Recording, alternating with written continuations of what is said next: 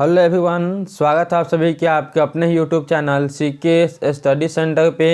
दोस्तों, आज के इस क्लास में हम लोग पढ़ेंगे क्लास 10th के हिंदी का मोस्ट इम्पोर्टेंट सब्जेक्टिव क्वेश्चन जो आपके फाइनल एग्जाम 2025 के लिए काफ़ी महत्वपूर्ण है। तो आप सभी को देखना है वीडियो को लास्ट तक, ताकि आपको एकदम अच्छा से समझ में आए। और आप अपने फाइनल एग्जाम में अच्छा से अच्छा मार्क्स उठाना चाहते हैं तो आप सभी हमें इस नंबर पे हाई लिखकर बिल्कुल ही फ्री में सभी PDF ले सकते हैं, जिसे पढ़कर आप अपने एग्ज़ाम में अच्छा मार्क्स उठा लेंगे। तो चलिए दोस्तों, स्टार्ट करते क्लास को स्टार्ट करने से पहले जो बच्चे न्यू हैं, अभी तक सब्सक्राइब नहीं किए हैं, सब्सक्राइब कर लीजिए और बेल आइकन का आप लोग ऑल पे दबा लीजिएगा, ताकि आने वाले सभी क्लास का नोटिफिकेशन आपके पास सबसे पहले पहुँचे और आप उस क्लास को देखकर अपनी तरह अच्छा से अच्छा कर पाए। और जो लाइक नहीं किए हैं बच्चे, वह भी फटाफट जल्दी से वीडियो को लाइक कर लीजिए। इसके बाद हम लोग करते हैं क्लास को स्टार्ट और देखते हैं कि क्वेश्चन कैसा है। तो चलिए स्टार्ट करते हैं क्लास को, देखते हैं आज का पहला क्वेश्चन।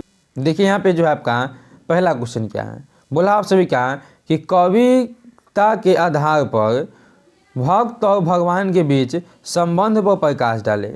कविता के आधार पर भक्त और भगवान के बीच हमें संबंध को बताना है।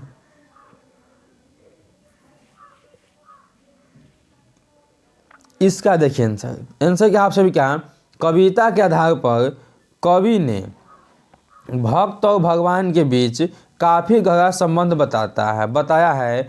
भगवान को भक्त के बिना पूर्वतः अधूरा बताया गया है। यानी भगवान को भक्त के बिना कवि एकदम अधूरा बताते हैं।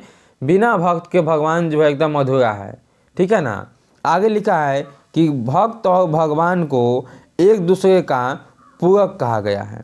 क्या तो भक्त और भगवान को एक दूसरे का एकदम पूरक कहा गया है, क्योंकि यह दोनों एक दूसरे के बिना अधूरा है। समझ गया ना। तो कविता के आधार पर कवि बताना चाहते हैं कि भक्त और भगवान एक दूसरे में काफ़ी गहरा संबंध है। भगवान यह भक्त के बिना पूर्णतः अधूरा है।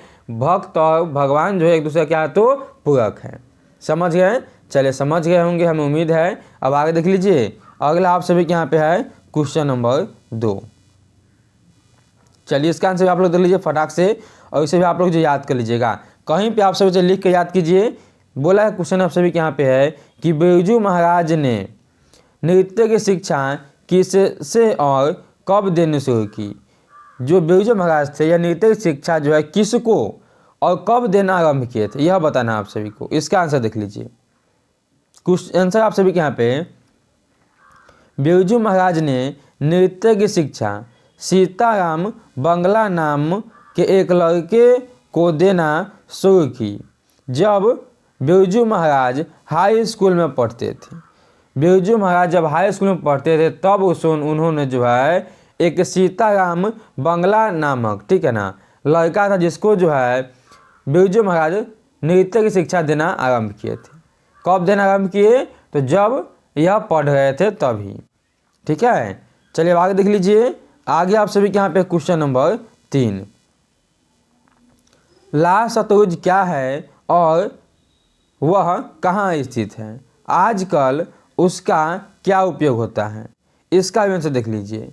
बोला आप सभी का लाल सतलुज अभिनव शहर में ईसाई धर्म का एक मठ हुआ करता था, परंतु अब वे कला केंद्र बना दिया गया है। लाल सतलुज किसी समय एक ईसाई धर्म का मठ हुआ करता था, लेकिन आज के समय में उसे एक कला केंद्र बना दिया गया है। क्या तो कला केंद्र, यानी वहाँ पर सभी अपनी अपनी प्रस्तुति को दिखाने जाते हैं। समझ गए? चलिए अब आगे देख लीजिए। आगे आप सभी के यहाँ पे चौथा नंबर क्वेश्चन। चलिए इसका आंसर देख लीजिए। बोला आप सभी के यहाँ पे है कि गुज्जर प्रतिहार कौन थे? इसका आंसर देख लीजिए। बोला गुज्जर प्रतिहार भारत के बाहर से आए थे, जो 8वीं सदी से पहले अवंती प्रदेश पर अपना शासन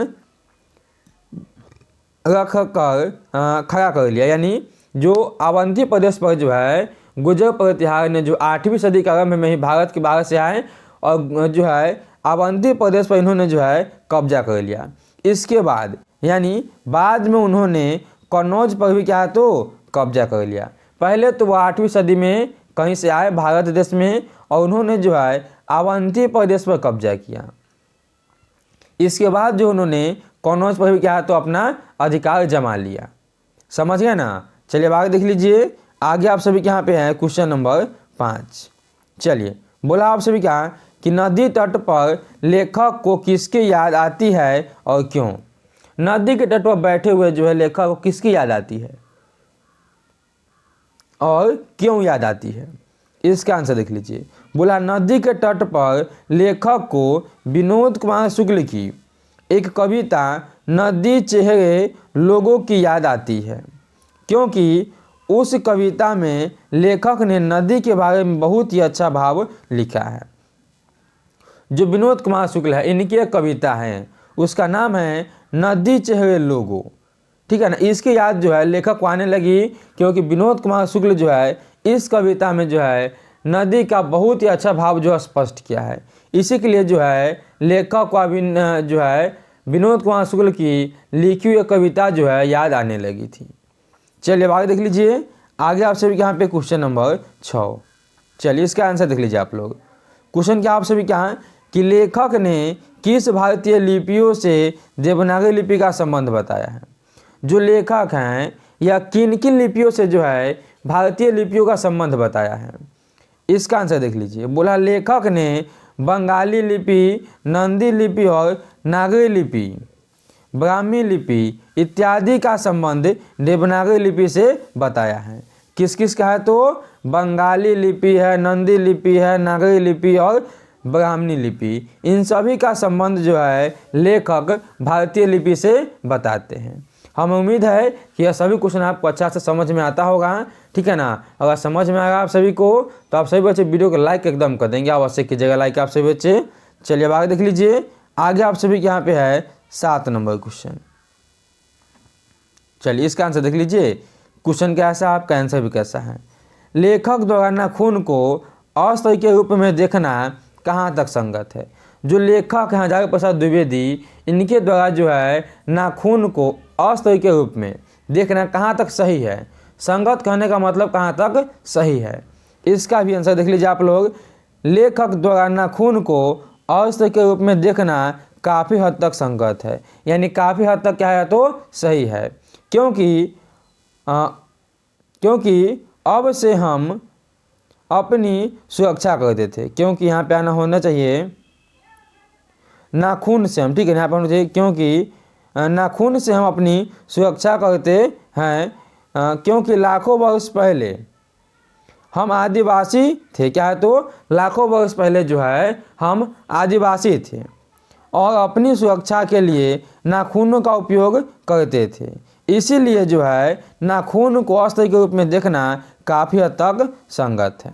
समझ गए ना। जो लेखक हैं या नाखून को अस्त्र के रूप में देखते हैं, ये सही कहाँ तक है। देखिए नाखून से हम जो अपनी मतलब आज से लाखों वर्ष पहले यानी बहुत वर्ष पहले जब हम आदिवासी हुआ करते थे, तब जो हम लोग के पास कोई भी अस्त्र और शस्त्र नहीं हुआ करता था।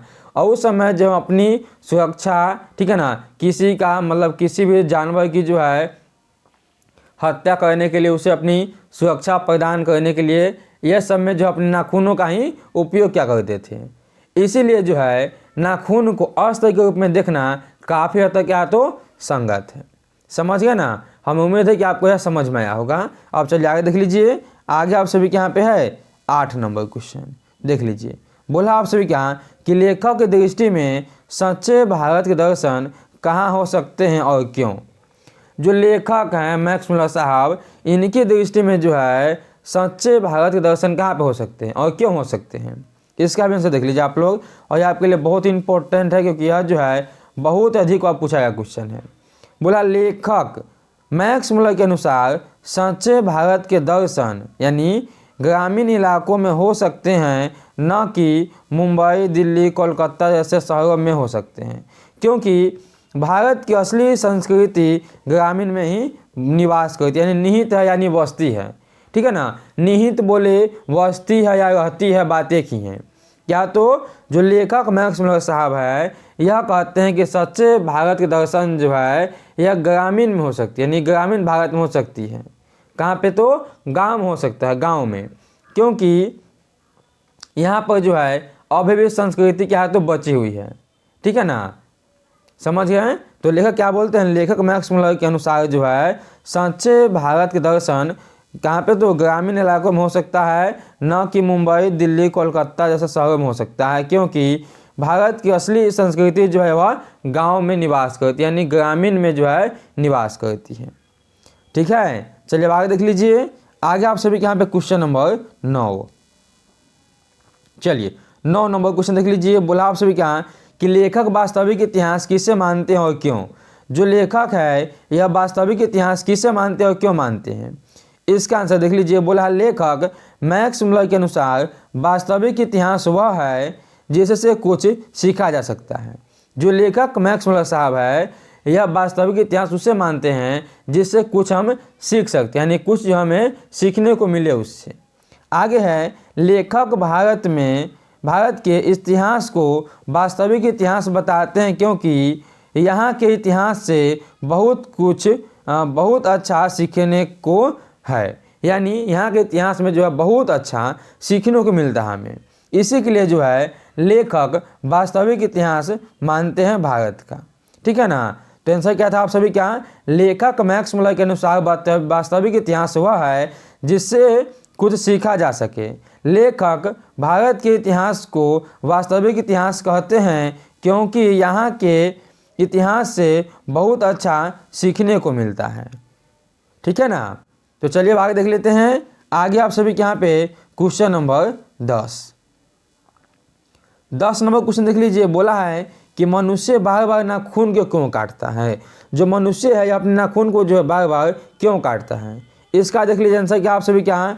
मनुष्य बार बार नाखून को काटता है, यानी इसलिए काटता है क्योंकि वह अपने पाशव वृत्ति यानी पुरानी निशानी को भुला देना चाहते हैं।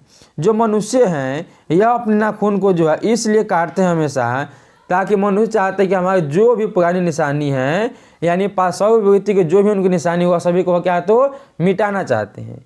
इसी के लिए जो है मनुष्य अपना नाखून जो है हमेशा काटते रहता है। हमें उम्मीद है कि आपका जो है यह 10 क्वेश्चन आज आपका समझ में आया होगा। अगर 10 क्वेश्चन आपको समझ में है बाबू तो जल्दी से आप लोग वीडियो को लाइक कर दीजिए, और अगर आप लोग चैनल पर न्यू हैं तो फटाक से आप लोग आगे सब्सक्राइब करके आप सभी बच्चे जो है बेल आइकन कॉल पर दबा लीजिए, ताकि आने वाले सभी क्लास का नोटिफिकेशन आपके पास सबसे पहले पहुँचे और आप जो है उस क्लास को देख कर अपनी तैयारी अच्छा से अच्छा कर पाएँ। तो चलिए दोस्तों, फिर मिलते हैं हम लोग किसी नेक्स्ट वीडियो में। तब तक आप लोग मन लगा पढ़ाई कीजिए। टेक केयर एंड बाय से बच्चे को बेस्ट ऑफ लक।